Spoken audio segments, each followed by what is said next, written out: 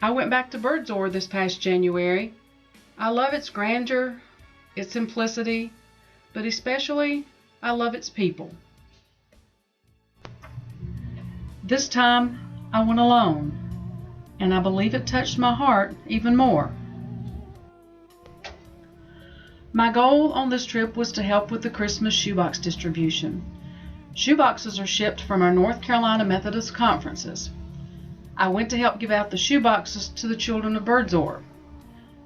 We are currently the only organization that sends aid to this area because it's not recognized as a country.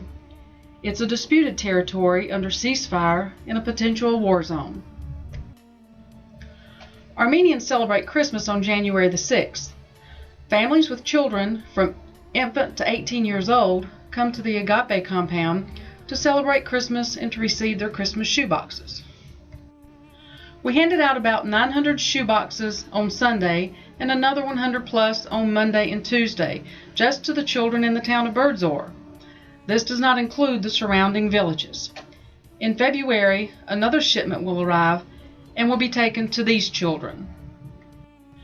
For the annual celebration of Christmas, the children dress in traditional attire. They play, they dance, they perform. And yes, there is a Santa Claus. One morning in Berdzor, we woke to a blanket of snow. Beautiful, peaceful. The electricity kept going on and off at the AGAPE compound where I stayed. It was an adventure for us. In the villages around the compound, houses have no heat in the winter. Most homes do have small wood stoves. Gathering and chopping wood becomes a community event. Often multiple families live under the same roof. For them, it's a way of life.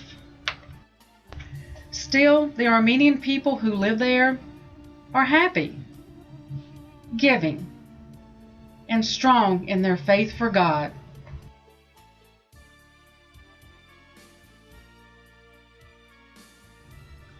Later in the day, we went to work at the house where my mission group worked on last summer. Because there's been no heat in the house, the stucco walls have taken a long time to dry. We worked for 3 days on the house.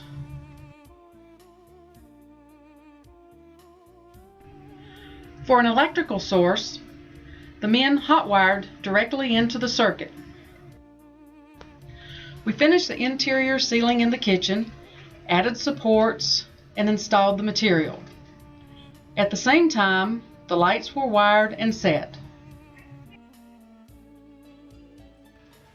Vinyl snap-together ceiling.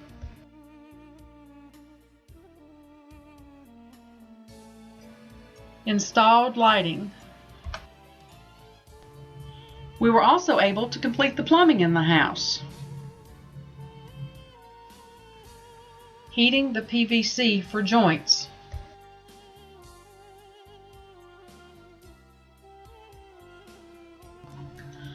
Another day, the plan was to clean the tool room and organize it. Eventually that task was completed, but first we went to get a calf for a couple from the cattle project. The couple had 7 children, with the oldest being 19. She was the first baby to be born in the AGAPE hospital. Her parents named her AGAPE. The family put the calf in the back of their small SUV and drove 2 hours south with the cow in the car to get back home. The cow shares the back of the vehicle with the propane tank. Gas is so expensive that most vehicles are converted to propane. Honey is a source of income for many people. The area looks so different in the winter, so exposed, so devastatingly raw and destroyed, even after 20 years. Roads are more like paths. Houses are still in ruins, no roofs, missing walls, barren. Construction for the new hospital being built by the government has been abandoned. because there's no money to support the project. Summer growth and trees hide nothing in the winter.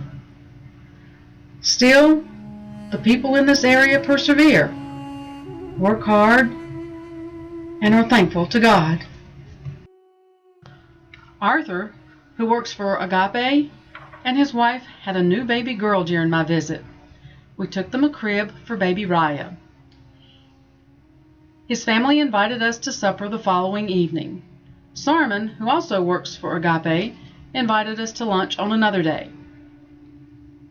Their biggest concern was for me, to make sure I was comfortable, to make sure I had enough to eat, that I got the best of everything they had to offer.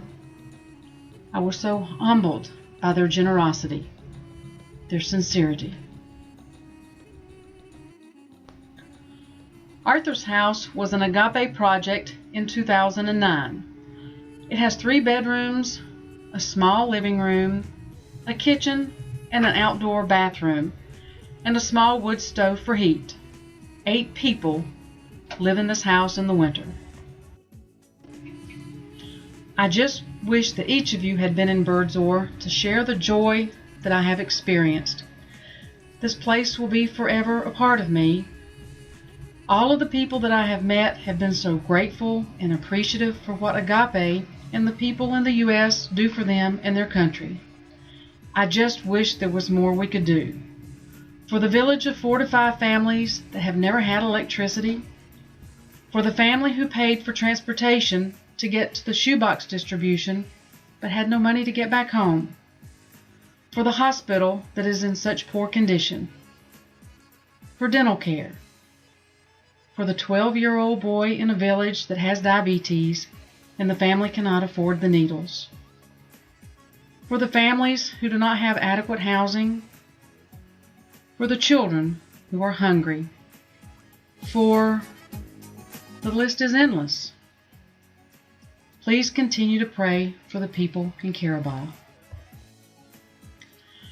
As the saying goes, all good things must come to an end. It is with heavy heart that I begin packing to leave Berdzor to go back to Yerevan. I pray for the family who live in a village about 20 miles away, who came to Berdzor to buy 100 pounds of flour but had no money to pay for it, and came to the AGAPE Center to ask to borrow the money from Nara. She just gave them the money, about $30.75. This family has 5 children, was even slower in the outlying villages. The furnishings in the homes is sparse, as is the food and other necessities. Few have cooking stoves or washing machines. No one has a clothes dryer or air conditioner.